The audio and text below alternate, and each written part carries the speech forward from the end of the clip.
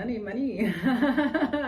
Okay, we're talking about letting go. Some of these subconscious roadblocks that prevent us from getting to our financial destination. Why not talk about it? And you're like trying to aim for $1 million, but something stands in your road. Every time you like take a step forward, something brings you back. And so we want to address, like Anissa said, those elephants in the room, address those subliminal thoughts, those subconscious roadblocks that affect us so that we can get to that financial destination. And one of them is letting go. Stop replaying those hurtful situations. I want to talk about forgiveness. I'm so excited. Who is ever excited about forgiveness? But okay, this is going to be good. But how does forgiveness play a role in the whole situation? Letting go, moving forward, expanding ourselves financially on this journey. How can forgiveness be a stumbling block? How does it play a role? So, forgiveness. So first of all, let's talk a little bit. Like you said, we could go on forever about this. I told you if you wanted 12 hours, I could give it to you. Let's talk. We got 12 minutes. Yeah, let's talk a little bit about forgiveness. What does forgiveness mean? So first of all, as a whole, well, first of all, I want to back up for a second. I want to quantify when I'm having these types of conversations, I'm really talking about the majority of people. I'm talking about 80 to 95% of the people. I'm not talking about the truly harmful people. That is a deeper conversation, okay? But I do know that people have been hurt. So when we are hurt and we are damaged, the person who damaged us, in the moment, they have a belief that what they're doing is the best thing to do in that situation. So for example, we gave children who, especially girls, who are stopped and protected and don't do that. You know, you have to be safe. You can't do this. You can't do that. And they're stopped. They are then carrying that with them. Do they need to forgive their parent? But the question is, did what their parent do, was it really wrong? Their parent in that moment with the tools they had was doing what they thought was best. Right. And the act of forgiveness, if I tell you, Martha, I forgive you, I'm telling you that what you did was wrong. And now I'm giving you something that you're going to carry on with you and that's a block for you. Where the reality is, I can look at you and know that what you did in that moment, you honked at me on the highway, cut me off, and I almost crashed my car. Whatever you had going on in that moment was what you needed to do to handle whatever it was you were facing. And I don't have to forgive you. I can just let that go. Because you were doing what you thought was best. And in that moment, I'm not carrying it at all. And I'm going to take a little bit of a leap here. And it doesn't actually matter how bad something is. Hitler thought he was doing something that was best for mankind at that time. Was he right? I don't think so. And if I can see his viewpoint and I can understand why it was that he thought that was best at that time, You'll be able to forgive. I can let it go. Be able to let go. Because forgiveness, I'm still making him wrong. I'm still holding something. So it's just seeing it in a different perspective, in probably a higher platform, and that way you're able to absorb it in a more gracious way. Yeah, and then just let it go. And if I can let that go, guess what? I can let anything else I'm holding on to go. I can let it go. It's like a triple effect, so it's just ripples down. I don't have to hold on to it. The act, I forgave them. I forgave my father for what he did. Still holding it. You know what? And I'm speaking for me here, for real. My father had a very traumatic childhood. And whatever damage he did to me, It just is. It just is. In that moment, he was doing what he thought was best with the tools he had based on what was done to him. And I can let it go. I don't even have to think about it. And I know that this is a stretch. I know. But really looking from their viewpoint and what they faced and what they've had to deal with, you actually can let it go. Perfectly said. Perfectly said. Perfectly said. I can't even add to that. It's like forward giving, just letting go, going ahead in advance, giving someone that grace. That's beautiful. Well said. Well said. Okay. Let's look at thoughts. Thoughts. How they play such an important role in our lives, the abundant financial life. Because, you know, what we think is so important, right? It is. So just what we say to ourselves. Touch on that a little bit. So the thoughts that we have, absolutely, we want to, again, and I've already said this many times, it's actually pretty simple. Honestly, it's really simple. We want to validate our improvements. Ignore our losses. Okay, you know what? I lost $300,000 in that real estate deal. Whatever. Someone who does billions of dollars of real estate, 300,000, yeah, they've lost 300,000 many times. It's a big deal to me because it's my only 300,000. Right. Okay, it happened. You move on. Let it go. Let it go. Yeah, let it go. What is it I want to create? Validate the improvements. Okay, you know what? That happened. But you know what? I learned a lot. Wow. And I've connected with a lot of people and I've shifted and I'm now going to create something better. I like what you just said. You know, when you let it go, there's a lesson in it. Like you said, I learned something from it. There's always something. So it's not like you lost out completely. Life is so good that it gives you a lesson to say, okay. But can we recognize the lesson and move forward? That's really... Well, and if we do move forward, we will recognize the lesson. Nice. The only way we don't recognize the lesson is if we're holding on to it. And you want to know how you know when you're holding on to it? How? Because you start focusing on all your accomplishments from the past. When you start talking about, you know what? When I was young, I was a millionaire. When I was young, I blah, blah, blah. And if that's what you're focused on, then you're not letting it go. You've had a loss. Wow. You're holding on to that loss and you're focused on what you accomplished in the past. Instead, where are you going? That prevents you from going forward. Exactly. And from learning the lesson. So by moving forward, you can accept what you learned from a situation and then you can keep moving and keep learning. Oh, that's so beautiful. Wow.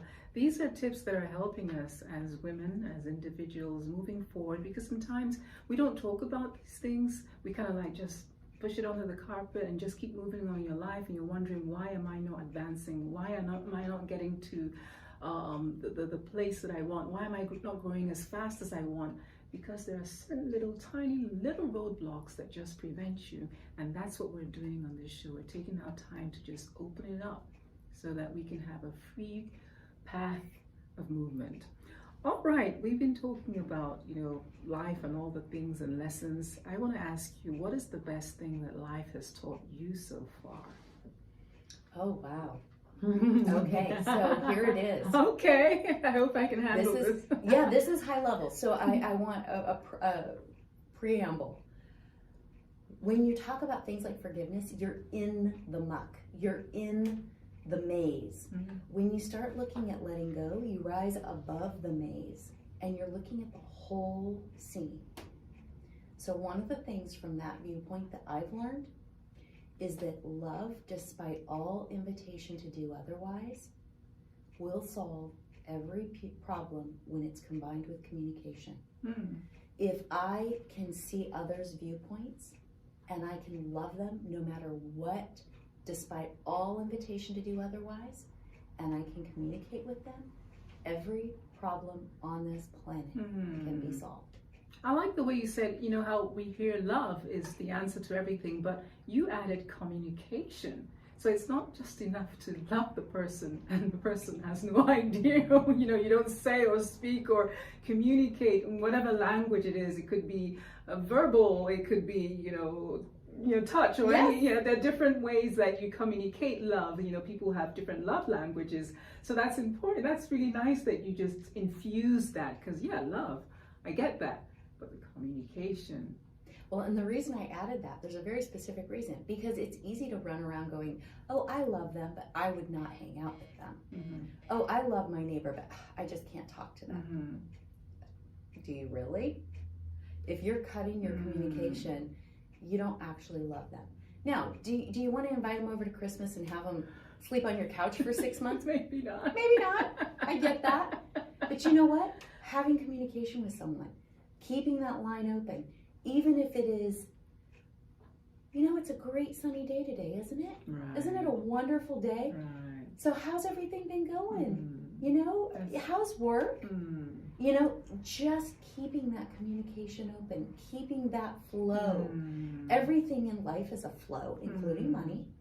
And the more those flows are open and you don't have stops and blocks, which goes right back to letting go, all that flow happens. And love is manifest by communication, by that flow. When we're stopping it, we don't really love. I love that. I mean, what I get is that even you block one channel, it can affect all the others. And Yes. money Is one of them. those. Yes. So You want all flows open. Right. In on every direction. Wow. From me to you, from you to me, from me to others, from me to myself. That is so powerful. Yep.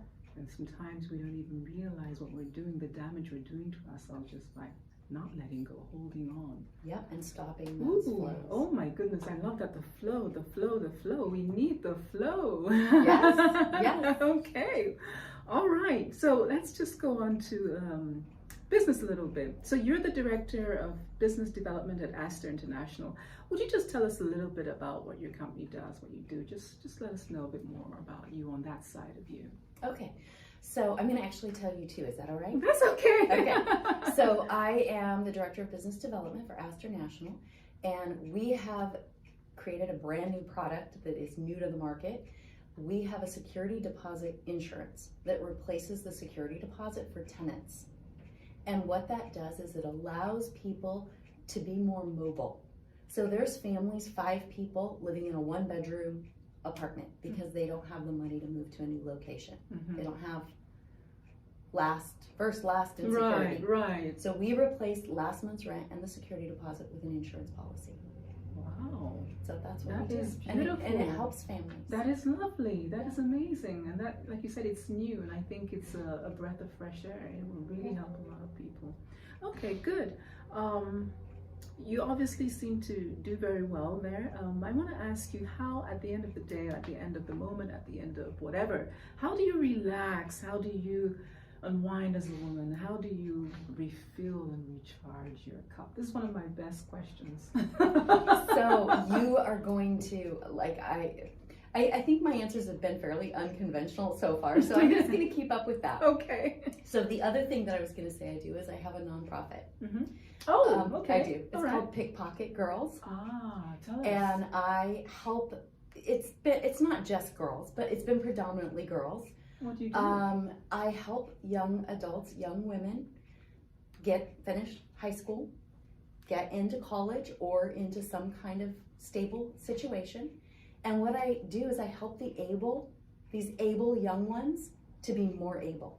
I want to help them before they've slid down the path of drugs or whatever and they're really at the bottom. I want to provide them with a bit of a safety net to help get them a little more stable when they're in an unstable situation, and then focus on what it is they want to create so that they can get out there. And you know what, Martha? That's what I do. I don't really think about relaxing. I don't really think about, I just do. Whatever it is, like if I want a minute to myself, I go stop and get a cup of coffee. I love cupcakes. I don't know what it is. I love cupcakes. I go and get a cupcake. That's beautiful. And in whatever moment I do whatever it is, but the majority of my time is I love helping. I love making a difference. I have conversations with these young people all the time. What age is what is that? Well, at the moment, I have a 19-year-old, a 20-year-old, and a 26-year-old who has a 4-year-old son that I'm helping. And then I just started working with a young woman who's 29. She's actually getting her master's degree. So from that viewpoint, she's very stable. But there's some other things in her life where basically she's been told that the way she thinks is crazy. Like, oh, that doesn't make sense. Why do you think like that? And so she's doubted herself. And so we met on a flight and I've been helping her. And I embrace doing more. And the more I do, the better I feel. And I don't really take that time to just, as people say, downtime. And don't get me wrong, like I lay on my bed and I relax, I do. Or I'll scroll on Facebook or I'll catch up with people via text. And as I said, I'll go get coffee. So what recharges you is just doing for people. That's making what a difference. That's what gives you that, refueling. It does. I mean, you can probably even hear it in my voice. Like, I could just see the light coming on in your eyes. Fills my cup. Wow. Is how can I help? How can I make a difference? How can I support these able individuals to be even more able? And what's the name of the organization again you run? Pickpocket Girls. I love the name. Pickpocket Girls. We actually have been doing some clothing resale and like some fashions and stuff. And then there's a couple of girls that I've been talking with about doing some design and upcycling these clothes. Right. And so it's fairly new. We're getting a website up and doing some things. So that's really what I'm passionate about. I see all the excitement. It's like a glow just came on your face. So that is beautiful. Helping people, you can't go wrong with that. And I just want to say thank you for what you do, for the space that you hold for these women, people. Just keep it up, keep it up, keep it up. I want to say thank you so much for those of you still listening. And we've had the amazing Anissa Goss sharing with us about letting go. I hope you picked up a few things. We're going to take a quick break now and be right back with our second guest. And she will be looking at investment as an opportunity. Do stay tuned.